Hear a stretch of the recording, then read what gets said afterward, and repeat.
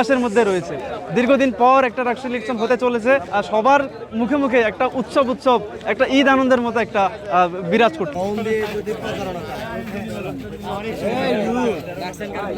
জুমার নামাজের মধ্যে যে একটা সব স্টুডেন্টদের উপস্থিতি, সবার যে একটা উপস্থিতি এবং যে প্রচারণার জন্য যে মিডিয়ামগুলো রয়েছে, যে কাগজ, যে লিফলেট যেগুলো রয়েছে, এগুলো ছড়াছড়িতে আমাদের ক্যাম্পাস ছেয়ে গেছে।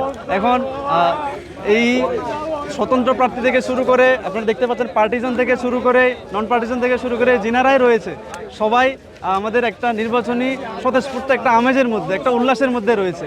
দীর্ঘদিন পর একটা রাষ্ট্র ইলেকশন হতে চলেছে, সেটাতে অংশগ্রহণ করতে পেরে আমি নিজেও যেমন এক্সাইটেড, ঠিক সেমভাবে আমাদের বিশ্ববিদ্যালয়ে যারা ভোটার রয়েছে তারা সবার মুখে মুখে একটা উৎসব একটা ঈদ আনন্দের মতো একটা বিরাজ করছে।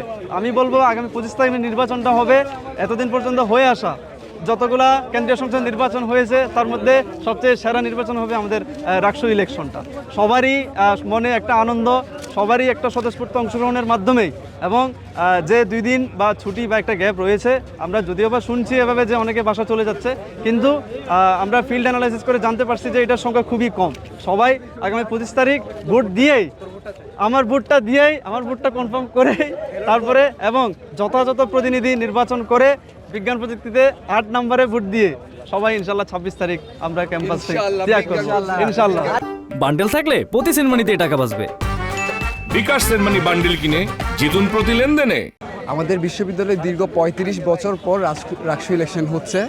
সো এত বড় একটা ইভেন্ট, আমি আশা করবো আমাদের যারা শিক্ষার্থীরা আছে প্রত্যেকেই তারা নিজ ভোট নিশ্চিত করে তারপর বাসায় যাবে। যেমন আজকে আমরা এখানে জুমার দিন সবাই নামাজ পড়তে আসছি, সব প্রার্থীরা মিলে নামাজ পড়ছি, একজন আরেকজনের সাথে কোলাগুলি করতে, মোটামুটি একটা উৎসব মুখর পরিবেশ তৈরি হয়েছে। আমরা এই নির্বাচনটাকে একটা উৎসব হিসেবে দেখছি।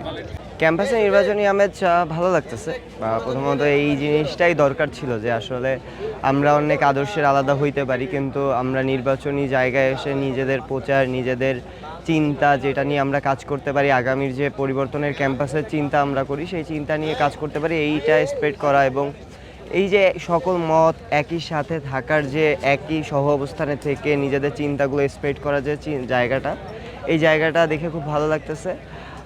তবে যদি আরেকটু বলি যে আসলে এই নামাজ পড়ে বের হওয়ার পরে যে সবার সাথে একসাথে কোলাকুলি করা বা যে বিষয়টা, নির্বাচনী আমেজ অনেকটা বিষয় হচ্ছে। আশা করি যে কোনো বিষয় নিয়ে আসলে নির্বাচন থেমে যাবে না। আশা করি 25 তারিখে মানুষজন ভোট দিবে।